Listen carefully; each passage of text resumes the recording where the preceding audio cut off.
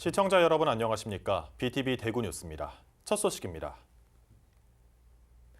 1919년 3월 1일 서울 탑골공원에서 독립선언문이 발표된 이후 3.1운동은 전국적으로 퍼져나갔습니다. 나라를 되찾고자 분연히 일어섰던 선열들. 대구에서는 그 불길이 꼭 일주일 뒤인 3월 8일에 일어났습니다. 대한독립만세의 뜨거운 물결에 참여한 애국지사들은 1000여 명에 달했고 이 중 100명이 넘는 인원이 일본 헌병에 잡혀 옥고를 치러야 했습니다. 대구 3.8 만세운동, 그날의 함성과 의미를 김민재 기자가 전해드립니다. 3.1운동이 일어난 지 꼭 일주일 뒤인 3월 8일, 신명학교와 개성학교 등 학생과 교사들은 대구 청라 언덕을 넘어 90계단으로 향했습니다. 당시에는 주변에 소나무가 가득해 일제의 눈을 피할 수 있었기 때문입니다. 계단을 내려온 학생들은 당시 장이 열리던 큰 장으로 향했습니다. 오후 2시 이만진 목사를 대표로 한 개신교 인사들을 중심으로 학생, 주민, 상인 등 1000명의 인파가 운집했고 대한독립만세가 울려 퍼졌습니다. 대구 3.8 만세운동이었습니다. 대구 중구 인교동 오토바이 골목 입구, 이곳이 당시 큰 장이 열리던 시장입니다. 현재 3.8 만세운동 발원지라는 표지석이 그날의 함성을 기억하고 있습니다. 이름이 필요 없었습니다. 그냥 대구의 큰 장 하면 전국적으로 유명하던 시장이 거기 있었는데 그 자리, 그 장날이 3월 8일이었습니다. 그래서 그 3월 8일 거기서 이제 만세 운동이 일어났는데 그 일제 입장에서 보면 그 장터 그 자리가 마음에 안 들겠죠, 그죠? 왜냐하면 조선 사람들이 시장에 올 때마다 뭐 독립운동, 만세운동 한 기억을 떠올릴 거니까. 그래서 일제가 강제로 그 대구의 큰 장을 옮겨버립니다. 지금의 서문시장 자리로. 이후 독립만세 행렬은 당시 경북도청이 자리하고 있던 경상가명공원을 향해 행진을 시작합니다. 중부경찰서 앞에서 일제 경찰에 의해 가로막히자 종로로 방향을 바꿔 양령시 옛 중앙파출소를 거쳐 옛 달성군청이 있던 대구백화점 인근으로 행진을 이어갑니다. 대구 동성로 상가들 사이 만세를 외치는 형상을 한 기념비가 서 있습니다. 이곳이 만세운동의 마지막 종착지입니다. 이곳에 도착한 만세운동 행렬을 기다리고 있던 건 기마 헌병을 비롯해 무장한 일본군 보병 부대였습니다.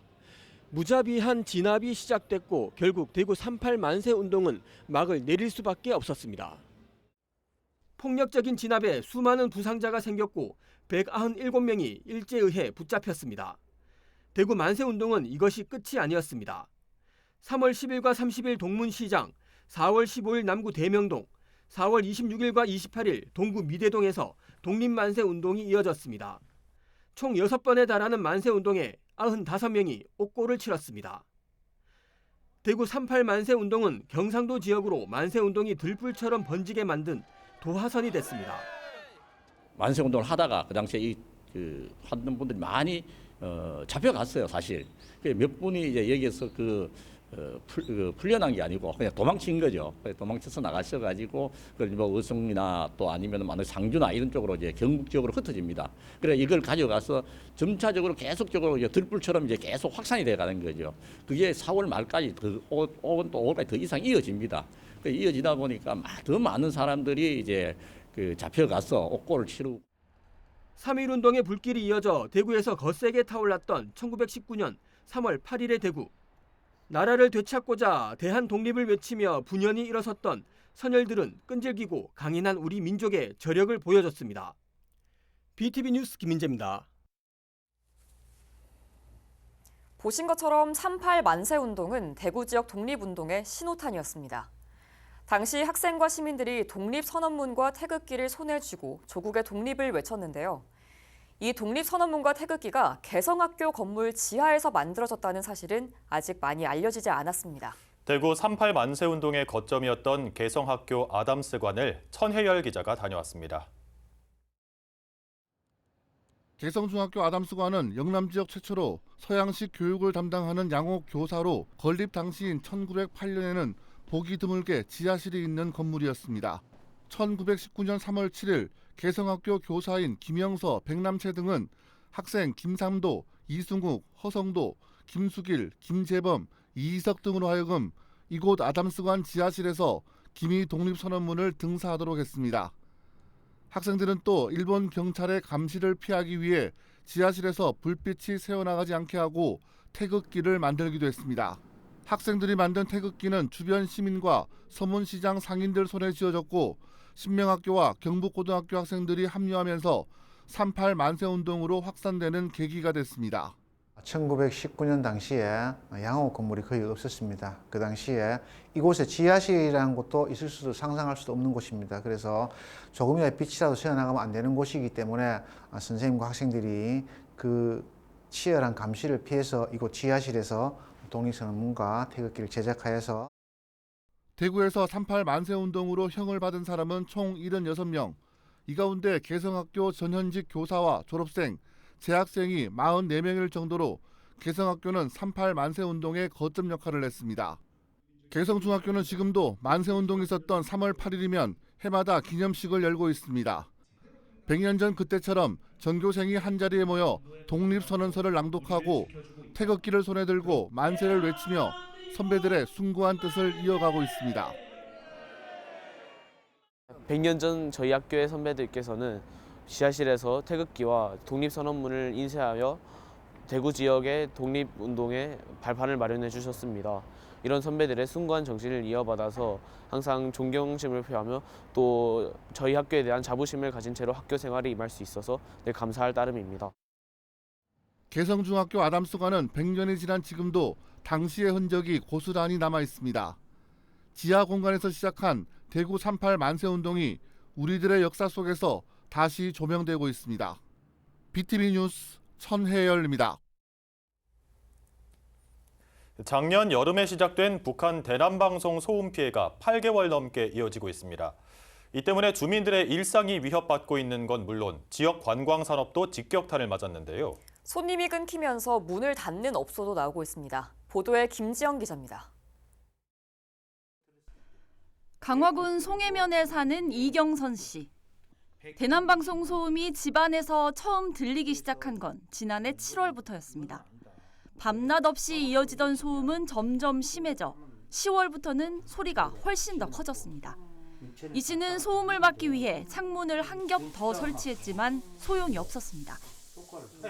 제가 이중창이었어요. 그래서 이중창이라 소음을 방지하기 위해서 제가 돈을 다시 들어가지고 한 200만 원 정도 들어가지고 다시 3중창으로 설치를 했어요.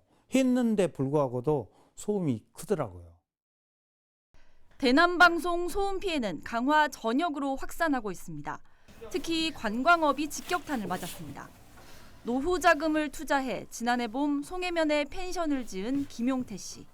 김 씨 역시 영업 피해가 큽니다. 북한이 가까이 보이는 지역에 위치한 탓에 대남방송 소음이 고스란히 전해지면서 손님 발길이 뚝 끊겼기 때문입니다. 어떤 손님은 아침에 일어나서 잠 못 자고 다시 못 올 때라고 하는 손님도 있고 어떤 사람은 그냥 이색 경험을 하고 간다는 손님도 있고 저 같은 경우엔 진짜 팔고 나가고 싶어도 저것 때문에 누가 사갖고 들어오겠습니까? 그냥 애만 끓고 있는 거죠. 총 19개 동 규모의 인근 캠핑장도 같은 이유로 결국 문을 닫았습니다. 북한의 소음 공격으로 캠핑객이 줄어 운영이 어려워지자 이곳 캠핑장은 결국 철거 수순을 밟게 됐습니다. 대남방송 계속 손님이 안 오는 거야. 한 번 오는 사람들은 여기 시끄럽다 그래갖고 안 오는 거예요. 그러니까 장사가 안 되니까. 주민들은 밤이 되면 소음이 더 심해진다고 말합니다. 직접 녹음한 파일엔 동물 울음소리, 기계 깎는 소리, 귀신이 우는 듯한 소리까지 다양하게 담겼습니다.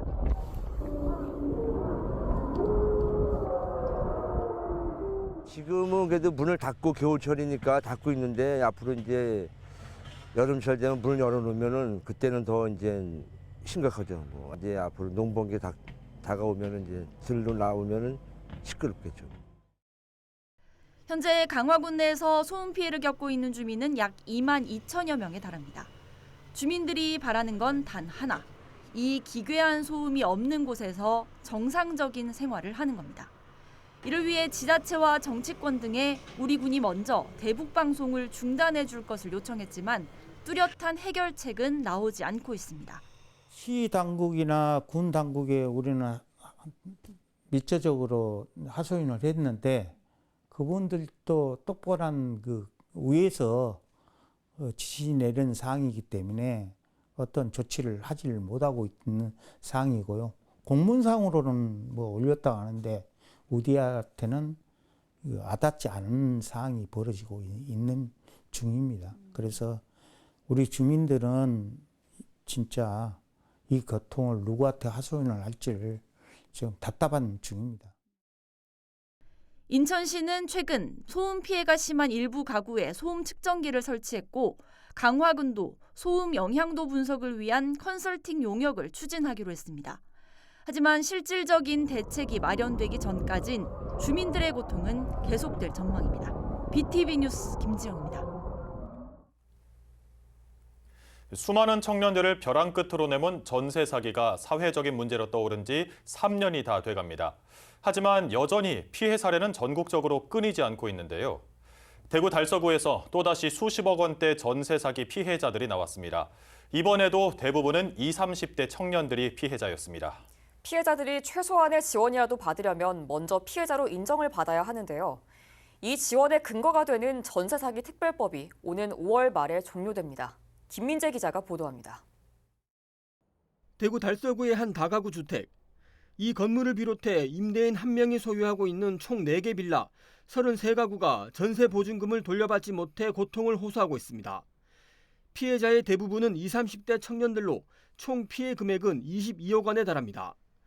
최근 2개 빌라는 경매에 붙여졌거나 개시를 앞두고 있지만 대부분 후순위 임차인으로 경매 절차가 완료되더라도 보증금을 돌려받지 못하는 상황입니다.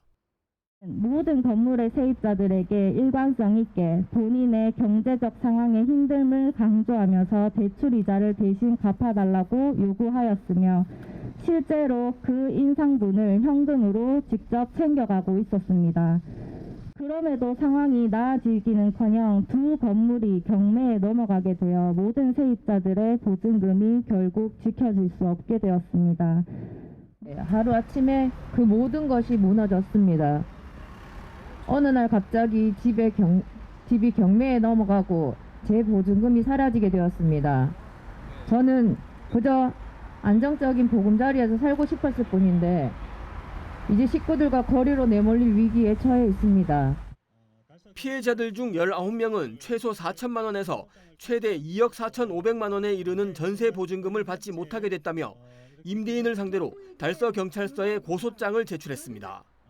전세 사기가 사회적 문제로 떠오른 지 3년이 다 되어 가지만 여전히 전세 사기는 이어지고 있고 피해자도 속출하고 있습니다. 전세 사기 피해자들이 최소한의 지원을 받으려면 전세 사기 특별법에 따라 피해자로 인정을 받아야 합니다. 하지만 지난 2023년 6월 1일부터 시행된 전세 사기 특별법은 한시법으로 오는 5월 말 유효기간 만료를 앞두고 있습니다. 만료까지 채 3개월도 남지 않은 겁니다. 전세 사기 피해자로 인정받는 것도 쉽지 않습니다. 전세 사기 특별법 시행 이후 대구에 접수된 피해 사례는 총 887건에 달하지만 피해 사례로 인정된 건 584건에 불과합니다. 피해 금액은 634억 원에 달합니다. 이제는 단순한 수사 개시가 아니라 검찰 기소가 되어야만 피해자로 인정받을 수 있도록 바뀌었다고 합니다. 대구에서만 해도 1월에 피해자 10명이 인정 신청을 했지만 그중 8명이 부결됐습니다. 그럼에도 정부는 아무런 설명도 하루빨리 특별법 유효기간을 연장하고 법안도 대폭 손질해야 한다는 목소리가 나오는 이유입니다. 지금도 피해자들이 계속되고 있습니다. 그 피해자들이 전세사기 특별법이 기한이 종료가 되게 되면 피해 구제를 할 수 있는 방법이 없습니다. 그래서 저희 대책위에서 또 전국 대책위에서는 이 기한을 최소 2년은 더 연장을 해야 된다는 말씀을 좀 드리고요. 그리고 피해자로 인정받는 과정이 지금 녹록치 않는 상황입니다. 그래서 내용 자체도 피해자들을 구제할 수 있는 내용으로 보완을 해서 개정을 해달라고 요구하고 있습니다. 지난달 국민의힘과 민주당은 특별법 유효기간 연장 등을 담은 개정안을 각각 발의했지만 탄핵 정국 속에 법안은 언제 처리될지 기약이 없습니다. 그러는 사이 전세 사기 피해자들의 고통만 계속되고 있습니다. BTV 뉴스 김민재입니다. 달서구 청소년 수련관이 시설 노후로 이용객들에게 불편을 주고 있습니다. 시대적 흐름에 맞는 청소년 프로그램이 부족하다는 지적도 나옵니다. 보도에 천혜열 기자입니다. 달서구 청소년 수련관은 지난 1999년 건립됐습니다.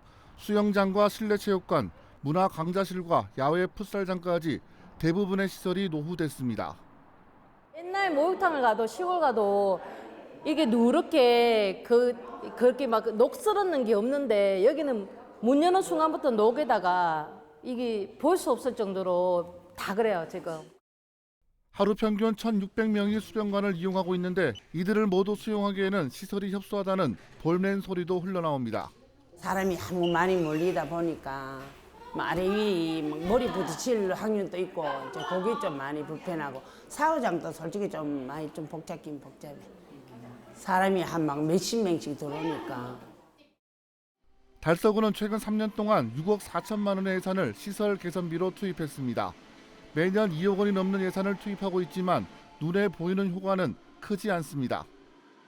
구에서 열심히 보수는 해주고 있지만 이게 고장나면 또 다음 게 또 고장나고 또 다음 고쳐놓으면 또 다음 게 고장나서 사실은 예산이 들어가서 계속 수리는 하고 있지만 전면적인 보수가 없는 이상은 불필요한 예산도 더 투입이 될 것 같고. 지금과 같은 시설로는 시대적 흐름에 맞는 청소년 프로그램을 운영하는 데에도 한계가 있을 수밖에 없습니다. 현재 달서구 청소년 수련관은 방과 후 아카데미와 청소년 동아리, 학교 연계 프로그램과 같은 전통적인 방식의 청소년 프로그램을 운영하는 데 그치고 있습니다. 달서구 의회는 최근 열린 임시회에서 이 같은 문제를 지적하기도 했습니다. 요즘 이제 청소년들은 4차 산업혁명 시대에 맞춰서 디지털 환경이라든가 뭐 창의적 체험 공간을 원하고 있기 때문에 이런 부분들을 보면 미래지향적인 청소년 시설이나 공간이 좀 혁신적으로 이루어져야 된다는 그런 생각으로. 달서구는 시청이 이전하는 대구의 중심이자 서부권 시대를 열어가는 전초 기지이기도 합니다. 인구가 54만 명인 달서구의 위상에 걸맞은 청소년 수련관으로 거듭나야 한다는데 공감대가 확산되고 있습니다. BTV 뉴스 천혜열입니다. 대구 군부대 이전지로 군위군이 최종 선정됐습니다. 국방부 1차 평가를 통과한 군위, 상주, 영천에 대한 최종 평가에서 군위군의 사업성과 수용성이 가장 우수했습니다. 우성문 기자의 보도입니다.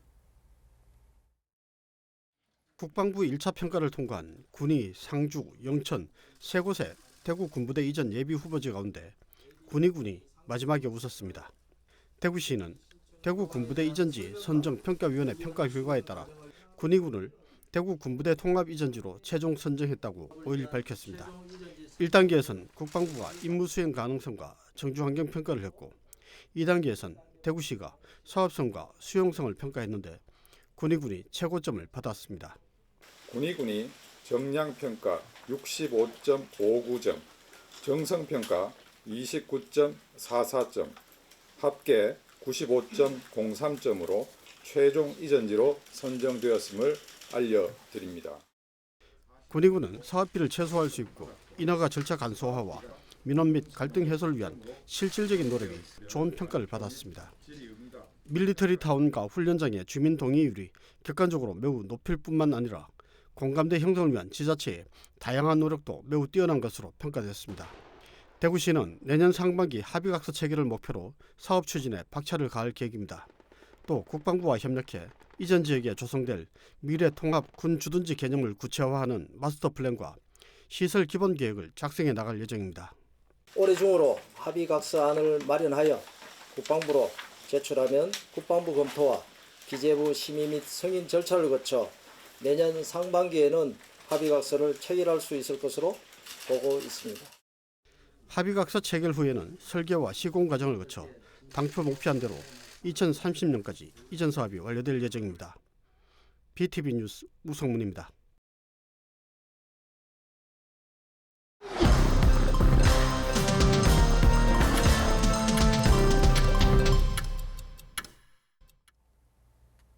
중구청이 기획재정부가 소유하고 있는 동인동 보훈회관 건물을 직접 매입하기로 했습니다. 중구는 보훈회관 건물의 대여료로 연간 1억 3천만 원을 한국자산관리공사에 내고 있다며 대여료 지급으로 인한 재정 낭비와 시설 보수 필요 시 대처의 어려움 등을 고려해 매입을 추진한다고 밝혔습니다. 중구청은 올 하반기 추가 경정 예산안에 사업비 49억 원을 편성할 계획입니다. 한편 중구는 지난해 지하 1층, 지상 5층 규모의 보훈회관을 조성했고 현재 상위 군경회 등 8개 단체가 입주해 있습니다. 2025년 1분기 대덕회 정기회의가 남구청에서 열렸습니다. 조재구 남구청장은 3차 순환도로 완전 개통에 앞서 미군 부대 동쪽 활주로 도로 신설 공사가 오는 8월 준공될 예정이라고 밝혔습니다. 또 이천동과 대명 이동 행정복지센터를 신축한다며 주민들의 협조와 양해를 당부하기도 했습니다. 이어 남구에 살면 결혼부터 출산, 보육, 주거 일자리까지 책임지겠다는 이른바 무지개 프로젝트를 소개하며 대구 최초로 산후조리에 소요된 비용에 최대 50만 원까지 지원하겠다고 약속했습니다. 대한요양병원협회와 SK브로드밴드가 요양병원 시너지 증대를 위한 업무 협약을 체결했습니다. 이번 협약은 협회에 가입된 전국 1,300여 개 요양병원의 시너지 향상을 위해 양사가 협력한다는 의미로 추진됐습니다. 특히 요양병원 내 방송과 통신 서비스가 향상될 수 있도록 SK브로드밴드와 요양병원 측이 소통할 것을 협의했습니다. 전국에 1,350개 되는 요양병원에 다 그거를 통일시켜서 우리 요양병원 협회도 발전하고 각 지역에 있는 요양병원도 발전할 수 있는 그런 계기가 되었으면 좋겠고, 그리고 그렇게 함으로 해서 우리 요양병원들이 통신장애라든지 이런 부분들 일시적으로 해결을 했으면 좋겠습니다. 시민들이 직접 대한독립을 외친 만세운동은 3월 1일 하루에 그치지 않았습니다. 3월 8일 서문시장에서 천여 명의 시민들이 외친 독립만세는 계속해서 경상도 곳곳으로 퍼져나가 수개월 동안 한반도 전역에서 터져 나왔는데요. 대한민국을 아끼고 자랑스럽게 여기는 날도 정해진 날이 없을 겁니다. 이상으로 뉴스를 마칩니다. 저희는 시청자에게 힘이 되는 소식으로 다시 찾아뵙겠습니다.